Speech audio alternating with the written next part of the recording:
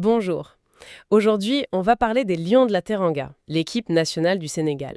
Il y a une rumeur, enfin plus qu'une rumeur, des échos assez intéressants qui circulent. Ça concerne un potentiel renforcement et pas des moindres de leur défense centrale. On va essayer de décortiquer ça en se basant sur des infos qui concernent deux joueurs en particulier. Oui, l'objectif ici, c'est vraiment d'explorer cette idée d'une nouvelle charnière centrale pour le Sénégal. Une association qui réunirait Moussa Niakhaté et Mamadou Sarr. On va voir qui ils sont, pourquoi cette paire potentielle fait parler et ce que ça pourrait signifier concrètement pour l'équipe d'après ce qu'on sait. L'idée est assez séduisante quand même. Combiner un joueur d'expérience, un pilier, avec un tout jeune qui monte, c'est prometteur pour l'avenir, non? Alors, plongeons un peu là-dedans. Commençons par l'expérimenté du duo potentiel, Moussa Niakhaté. Les infos le présentent vraiment comme un joueur clé.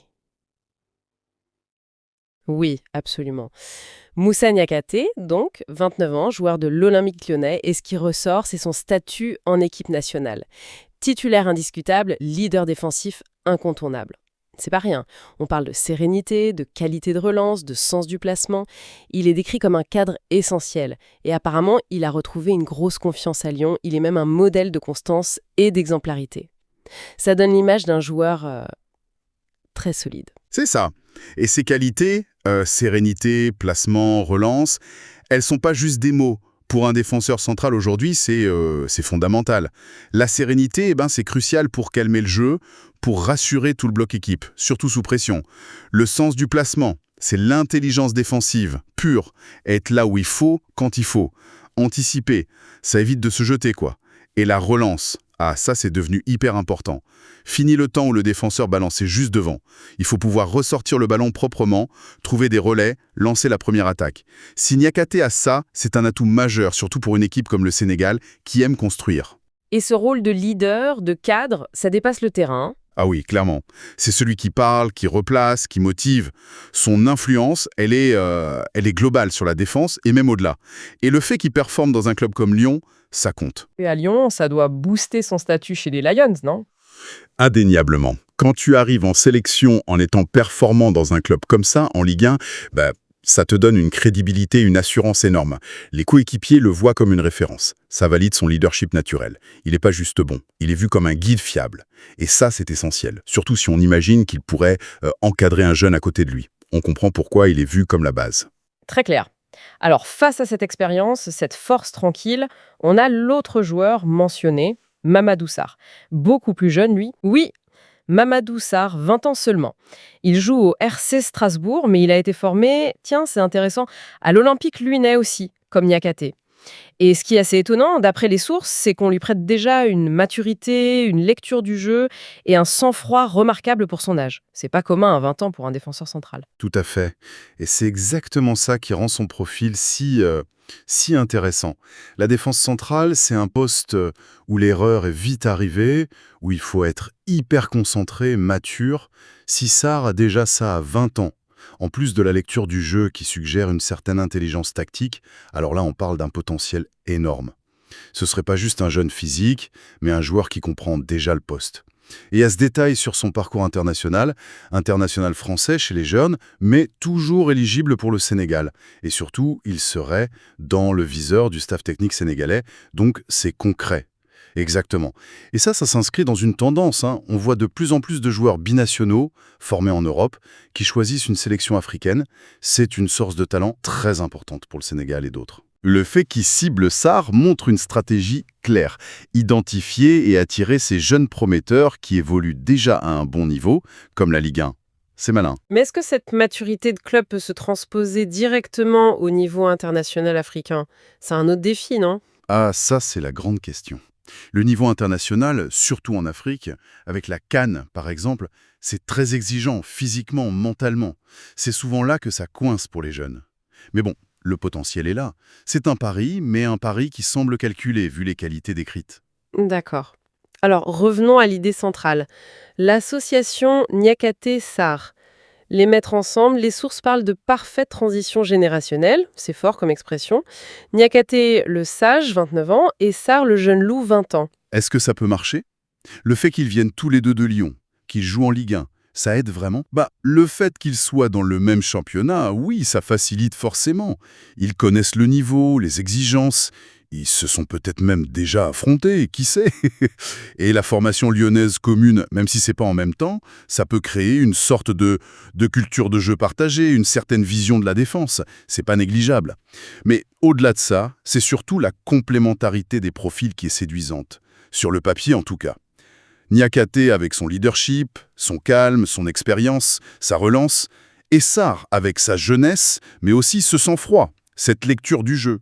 On pourrait imaginer Niakate en patron, qui guide, qui couvre, et ça, plus dans l'anticipation, le duel, profitant de sa jeunesse. Théoriquement, leurs forces pourraient bien s'équilibrer. Théoriquement, oui, mais les risques existent quand même. Lancer un jeune de 20 ans à ce poste pour une équipe comme le Sénégal qui vise haut, c'est pas anodin. Bien sûr, il y a des risques.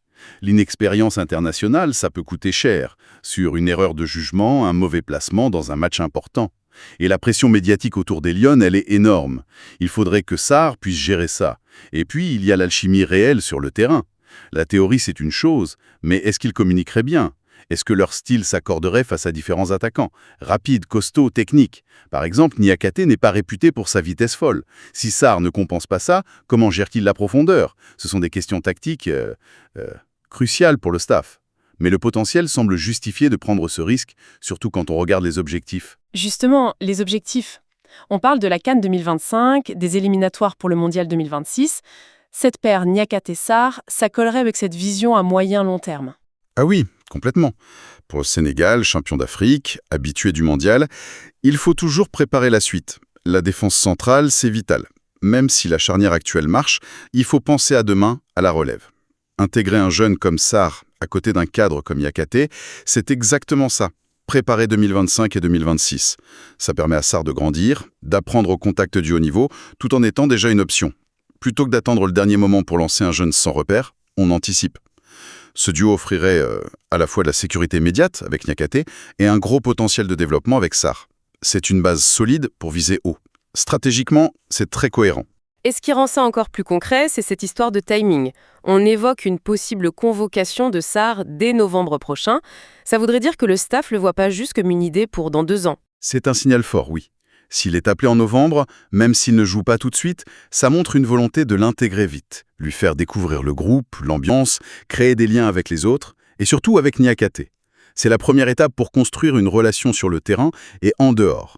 Ça suggère que le staff le voit comme une solution potentielle à assez court terme. L'intégrer tôt, ça accélère tout pour les échéances futures. D'accord. Bon. Alors, si on essaye de résumer un peu tout ça, l'idée forte qui ressort, c'est cette perspective assez excitante pour la défense du Sénégal. Une nouvelle charnière potentielle. Une charnière qui allie l'expérience, le leadership de Niakate, un pilier de l'équipe, et la jeunesse, le potentiel déjà bluffant de Mamadou Sarr. Un duo qui a l'air, sur le papier, en tout cas très complémentaire et vraiment tourné vers l'avenir. C'est exactement ça. Et il faut insister sur le fait que ça répond à un besoin constant pour une sélection de ce calibre. Avoir des renforts de haut niveau, comme disent les sources. Le niveau international est tellement élevé. Pour rester au top, il faut toujours injecter du sang neuf, intégrer des joueurs qui performent dans de bons championnats. Niakate Sarr, ça coche pas mal de cases. Expérience et jeunesse, des joueurs de Ligue 1, des profils qui sentent bien aller ensemble. C'est logique. Stratégiquement, c'est le genre de construction qui peut vraiment payer. On le sait, une défense centrale solide, stable, c'est souvent la base des succès dans les grandes compétitions. Les équipes qui gagnent ont presque toujours une charnière de fer. Si Niakate et Sarr arrivent à développer des automatismes, à confirmer ce potentiel ensemble, le Sénégal pourrait avoir une fondation défensive hyper solide pour les années à venir. De quoi aborder la CAN 2025 et les qualifs pour 2026 avec beaucoup d'ambition et de confiance. Niakate et Sarr, tous deux issus de la formation lyonnaise, même s'il y a des moments différents. Si elle s'installe vraiment, est-ce que ce modèle-là, un duo formé au même endroit, un mix d'âge parfait, pourrait, au-delà de ce cas précis, influencer un peu la façon dont le Sénégal va chercher et développer ses talents à l'avenir? Ou est-ce que c'est juste une heureuse coïncidence? Voilà, une petite piste de réflexion.